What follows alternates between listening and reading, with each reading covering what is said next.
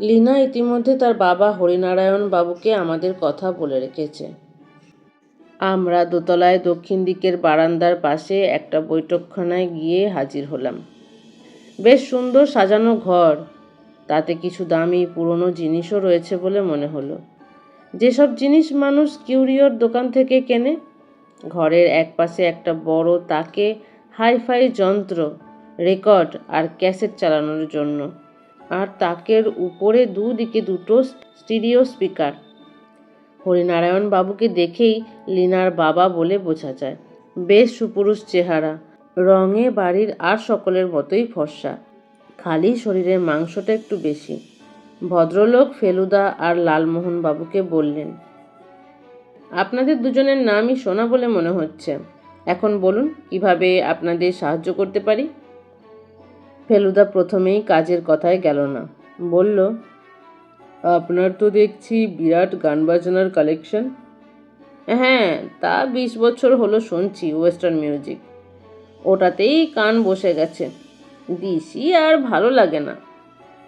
আপনার কোনো favourite composer আছে নাকি? চাইকোভস্কি খুব ভালো লাগে, সুমান, ব্রাহমস, শোপেন। অর্থাৎ রোমান্টিক যুগটাই আপনার বেশি প্রিয়। হ্যাঁ। আপনার ছোট ভাই বেহালা বাজালেও বিলিতি সঙ্গীতের দিকে ঝোঁকেননি বোধ হয়। না, ওর ব্যাপারটা ছিল একেবারে উল্টো। শুনেছি ওর নাকি ট্যালেন্ট ছিল, কিন্তু যাত্রা দেখার কোনো তাগিদ কোনো দিন অনুভব করিনি। আমার স্ত্রী আর মেয়ে গেছে কয়েকবার। ইন্দ্রনারায়ণের মৃত্যু সম্বন্ধে আপনার নিজের কোনো থিওরি আছে? ব্যাপার কি জানেন, ও যে ক্লাসের লোকেদের সঙ্গে মেলামেশা করত, তাদের তো আর ঠিক ভদ্রলোক বলা চলে না। যাত্রার পরিবেশটাই খারাপ। কোথায় কার সঙ্গে কি গোলমাল পাকিয়ে রেখেছিল কে জানে। তারই একজন এসে বদলা নিয়েছে, এছাড়া আর কি। জিনিসপত্র যখন কিছুই চুরি যায়নি, তখন আর কি কারণ থাকতে পারে তা তো আমি জানি না। ওর সঙ্গই ওর কাল হয়েছিল। আপনি এনকোয়ারি করতে চাইলে ওই যাত্রা পার্টিগুলোতে গিয়েই করুন, এখানে বিশেষ সুবিধা করতে পারবেন না। পুলিশে খবর কি আপনার দাদা দেন? আমি দাদা দুজনেই দিই। বাড়িতে খুন হলে সেটাই তো স্বাভাবিক, চট করে কেউ প্রাইভেট ডিটেকটিভ ডাকে কি? বাবার তাই ইচ্ছে ছিল, কিন্তু বাবা চিরকালই ছিটগ্রস্ত। কী করে যে ব্যারিস্টারি করেছেন এতদিন তা জানি না। আপনার বাবা বোধ হয় আপনার ছোট ভাইকে খুব ভালোবাসতেন। সেটাও ওই ছিটেরই উদাহরণ। বাবা গতানুগতিকতা পছন্দ করেন না। এই ব্যাপারে বাবার সঙ্গে আমাদের পূর্বপুরুষ কন্দর্প নারায়ণের মিল আছে। ফেলুদা উঠে পড়ল। আমিও বুঝতে পারছিলাম যে এই ভদ্রলোকের সঙ্গে আর কথা বলে কোনো ফল হবে না। বড় ভাই দেবনারায়ণ ছিলেন বাড়ির পশ্চিম দিকের বারান্দায়, বেতের চেয়ারে বসে, সামনে বেতের টেবিল, তার উপর কোল্ড বিয়ার রাখা। আমাদের অভিবাদন জানিয়ে ভদ্রলোক বিয়ার অফার করলেন। আমরা স্বভাবতই মাথা নেড়ে না জানালাম। প্রাইভেট ডিটেকটিভ এমপ্লয় করা বুঝি বাবার প্ল্যান? ফেলুদা হেসে বলল, বোধ হয় তাই, কারণ আর কারোরই শখের গোয়েন্দার ওপর আস্থা নেই। এই জিনিস উপন্যাসে চলে, রিয়েল লাইফে চলে না। ভদ্রলোক কথাগুলো বলছেন একেবারে শুকনো মুখে। সত্যি বলতে কি, এত গম্ভীর লোক কমই দেখেছি। দেবনারায়ণ বাবু বললেন, আমার ভাইয়ের সম্বন্ধে জিজ্ঞেস করবেন তো? সেটা অনুমান করেই বলছি। ইন্দ্রনারায়ণ ছিল আমাদের পরিবারের কলঙ্ক।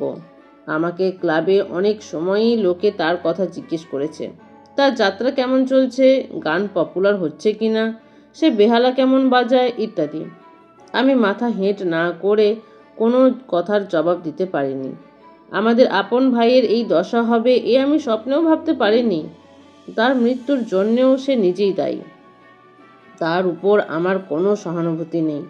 আর আপনিও যে তদন্তের ভার নিয়েছেন, আপনার ওপরেও আমার কোনো সিম্প্যাথি নেই। ওকে খুন করেছে যাত্রা দলের গুন্ডা। দে আর অল পোটেন্সিয়াল ক্রিমিনালস। আপনি কাকে ছেড়ে কাকে ধরবেন? দেবনারায়ণ বাবুর সঙ্গে কথাও এখানেই শেষ হয়ে গেল।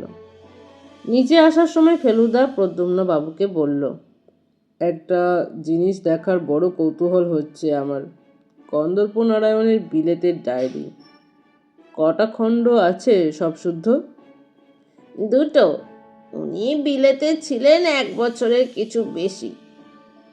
ওটা দিন তিনেকের জন্য ধার পাওয়া যাবে? নিশ্চয়। ফেলুদা তার থলিতে বই দুটো নিয়ে নিল। আমরা আবার বাড়িমুখেও রওনা দিলাম। কিরকম মনে হচ্ছে বলুন তো? লালমোহন বাবু প্রশ্ন করলেন, এক মুঠো ডালমুঠ মুখে পড়ে। আমরা বোসপুকুর থেকে ফিরেছি 15 মিনিট হলো। শ্রীনাথ সবেমাত্র চা ডালমুঠ দিয়ে গেছে। ফেলুদা একটা চারমিনার ধরিয়ে বলল, শুধু অপেরায় খাওয়া খাওয়াই হলে ব্যাপারটা অনেক সহজ হতো, কিন্তু এখানে তা হচ্ছে না। বাড়ির লোকেদের একেবারে বাদ দেওয়া যাচ্ছে না। ওবিসি দু ভাইয়ের মেজাজ ছাড়া এখনো তাদের বিষয় আর বিশেষ কিছু জানা যায়নি। দুজনের মধ্যে কারুর যদি টাকা টানাটানি দেখা দিয়ে থাকে, তাহলে ছোট ভাই যাতে বাপের টাকা না পায় সেদিকে সে দৃষ্টি দিতে পারে।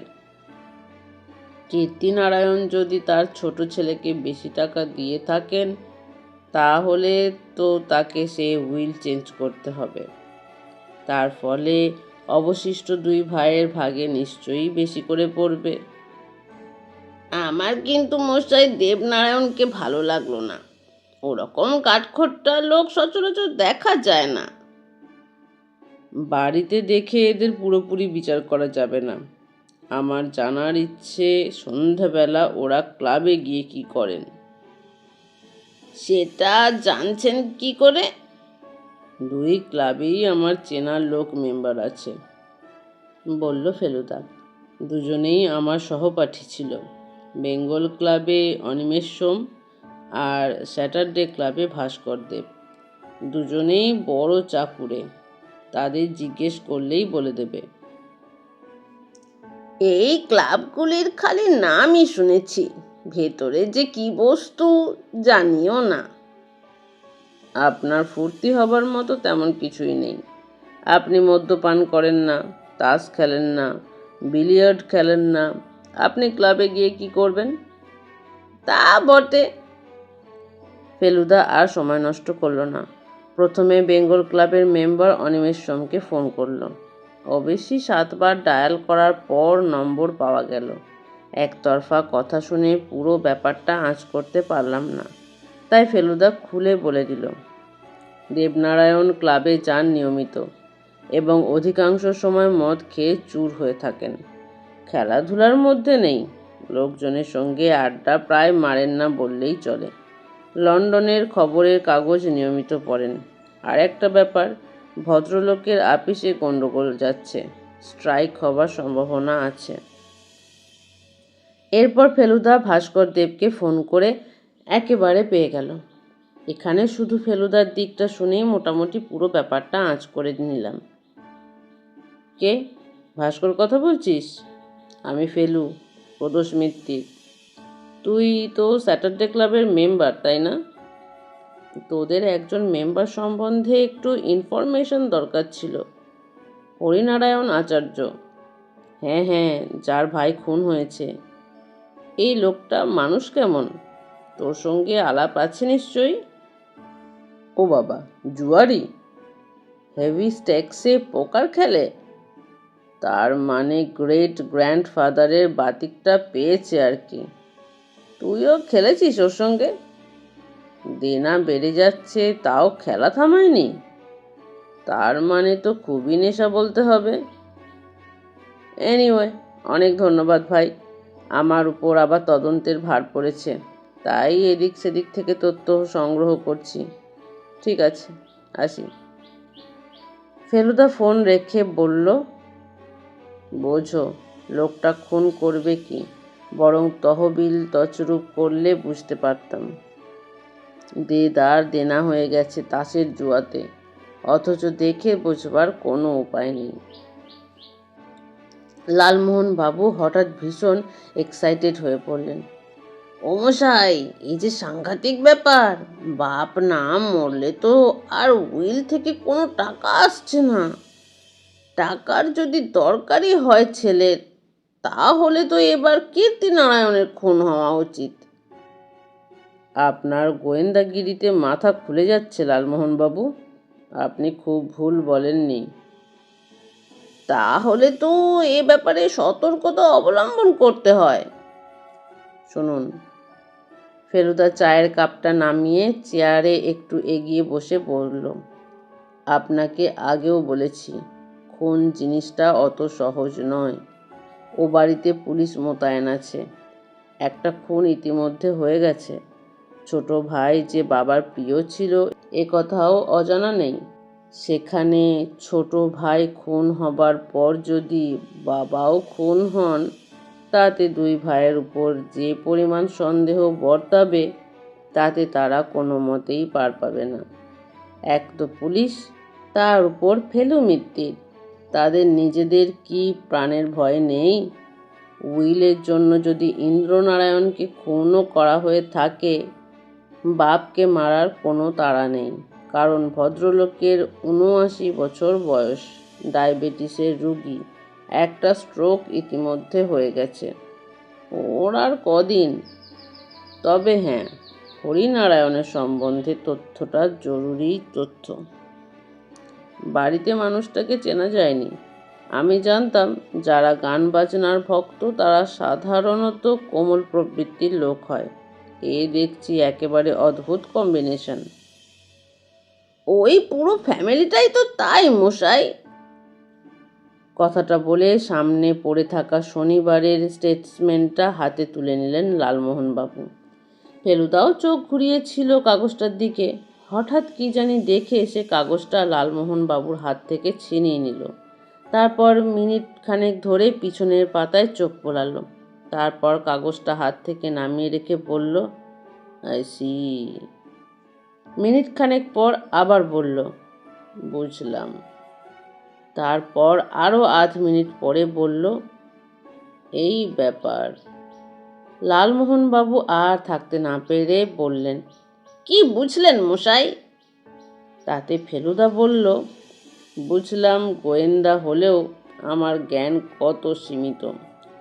বুঝলাম এখনো আমার অনেক কিছু শেখার আছে। ফেলুদা যখন রহস্য করতে চায় তখন তার জাল ভেদ করে এমন সাধ্য কারণ নেই। কাজেই ও যখন মিনিট খানেক পরে বলল, আজ একটা নতুন অভিজ্ঞতা হবে, তখন বুঝলাম এটা রহস্যেরই একটা অঙ্গ। কি ব্যাপার? লালমোহনবাবু যথারীতি জিজ্ঞাসা করলেন। আজ আমরা তিনজনেই রেসের মাঠে যাচ্ছি। সে কি, রেসের মাঠে? কেন মশাই?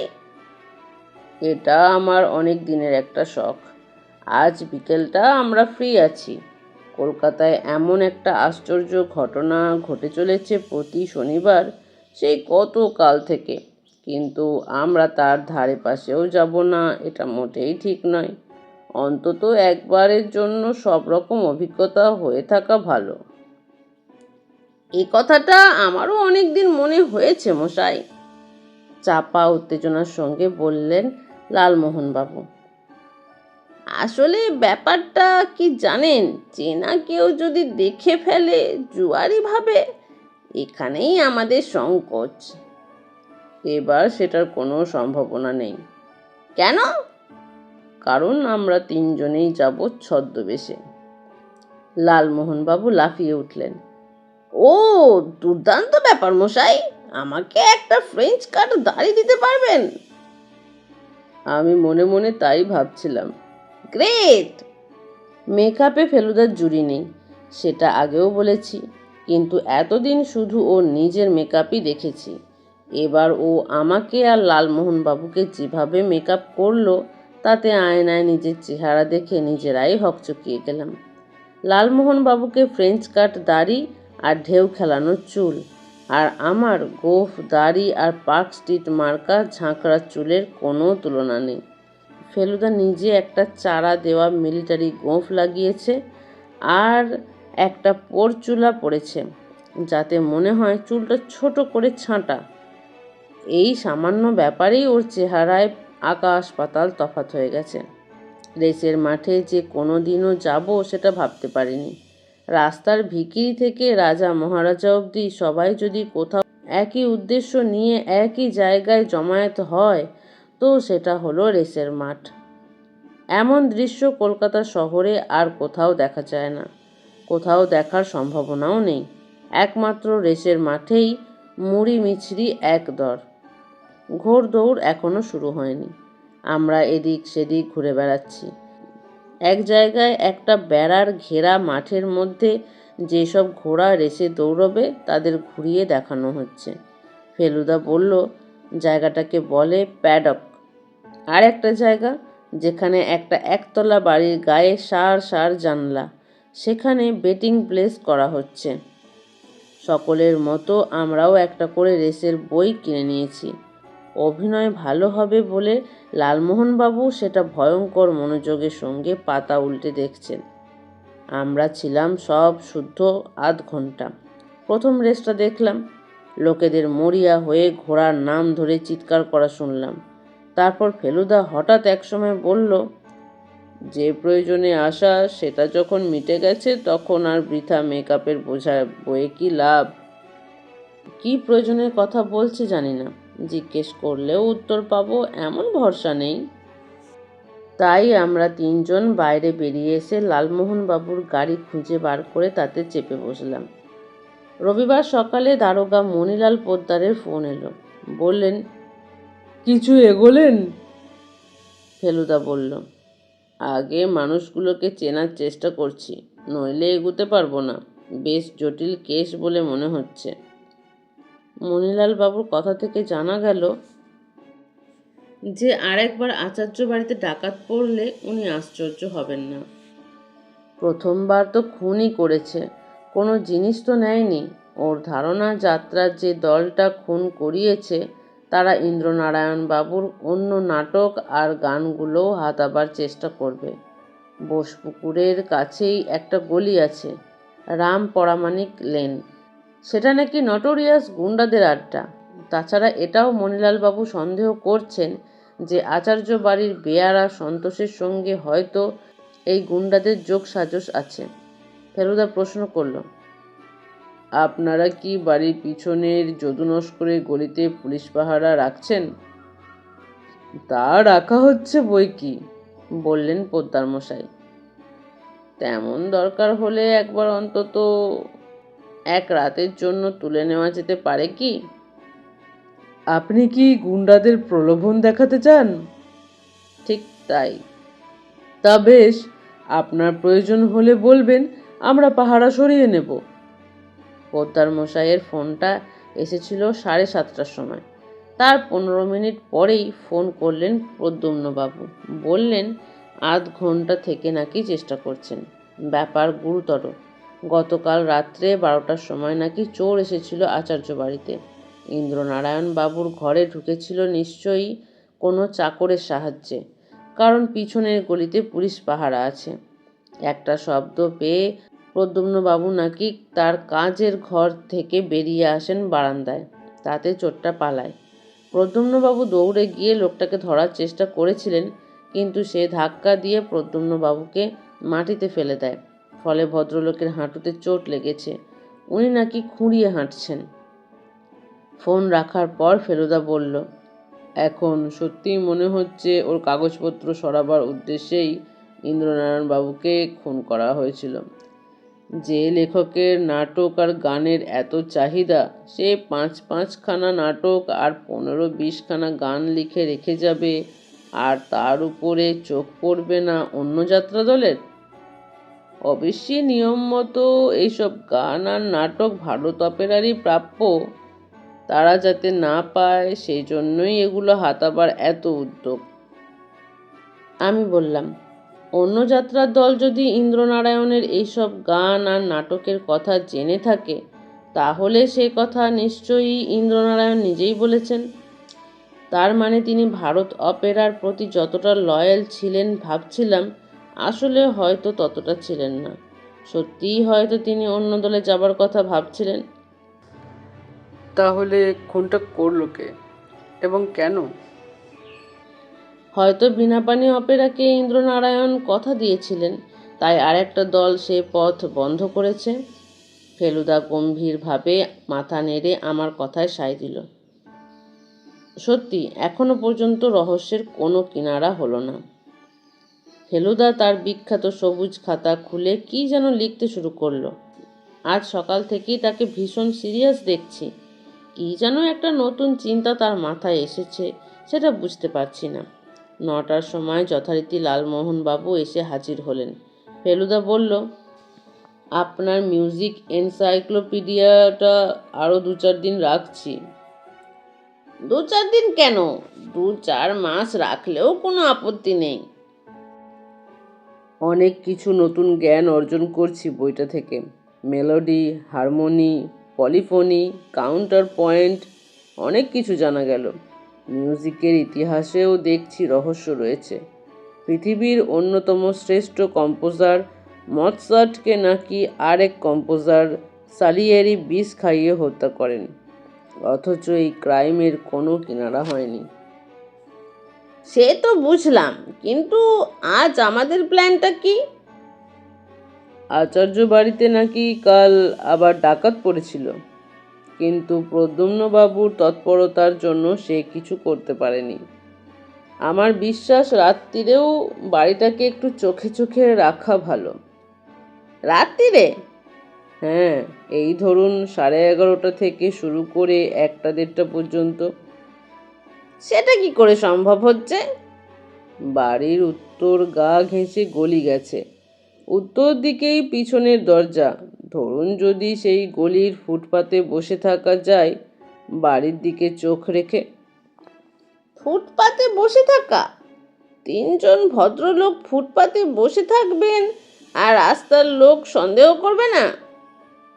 তা করবে না, যদি তাদের আর ভদ্রলোক বলে না মনে হয়। ফেলুদার প্ল্যানটা শুনে মাথা ঘুরে গেল। বোঝাই যাচ্ছে ও আবার ছদ্মবেশের কথা বলছে।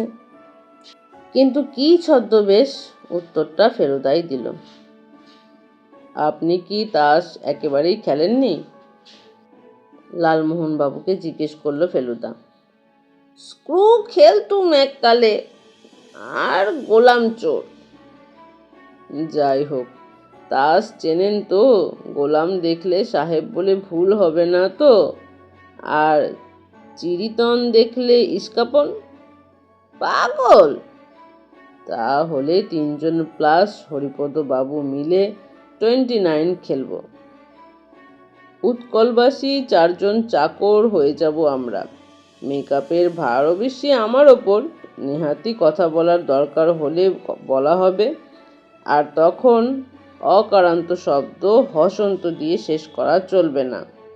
অর্থাৎ তাস হবে তাস, সাহেব হবে সাহেব। বুঝেছেন? বুঝেছি, মিস্টারও মিত্তির। লালমোহনবাবুর চোখে একটা ভাসা ভাসা চাহনি দেখে বুঝতে পারলাম তিনি বেশ একটা অ্যাডভেঞ্চারের গন্ধ পাচ্ছেন। আমি অবাক ভাবটা এখনো কাটিয়ে উঠতে পারিনি, তবে এটা বুঝেছি যে তদন্তটা বেশ জমে উঠেছে। লালমোহনবাবু 12টা নাগাদ যাবার সময় বলে গেলেন আবার সন্ধ্যা 7টায় আসবেন, আমাদের বাড়িতেই খাবেন। তারপর আমরা এখান থেকে মেকআপ নিয়ে 11টা নাগাদ চলে যাব যদু নস্কর লেনে। গলিটা দেখে নিরিবিলি বলেই মনে হয়েছে। একটা ল্যাম্পপোস্ট দেখে তার নিচে চাদর বিছিয়ে বসে খেললেই চলবে। হরিপদবাবু তার বাড়ি থেকে 1 প্যাকেট পুরনো তাস এনে দেবেন বলেছেন। খেলাটা সন্ধেবেলায় লালমোহনবাবুকে মোটামুটি শিখিয়ে নেওয়া হবে। ফেলুদার উত্তেজনা থাকলেও বোঝার উপায় নেই। সে সারাদিন মিউজিক এনসাইক্লোপিডিয়া পড়েছে, আর আমি পত্রিকার পাতা উল্টেছি। এই মেকআপটা সহজ ছিল, তাই আমরা অনায়াসেই 10:30টার মধ্যে তৈরি হয়ে নিলাম। ধুতিগুলোকে চায়ের জলে ভিজিয়ে একটু ময়লা করে নিয়েছিলাম। চাদর আর তাস দুটোই মোক্ষম এনেছিলেন হরিপদবাবু। লালমোহনবাবুকে 29 শিখিয়ে 2 হাত খেলে নেওয়া হয়েছে। ভদ্রলোক খালি মনে মনে বিড়বিড় করে চলেছেন, গোলাম, নহলা, টেক্কা 10, সাহেব, বিবি 8, 7।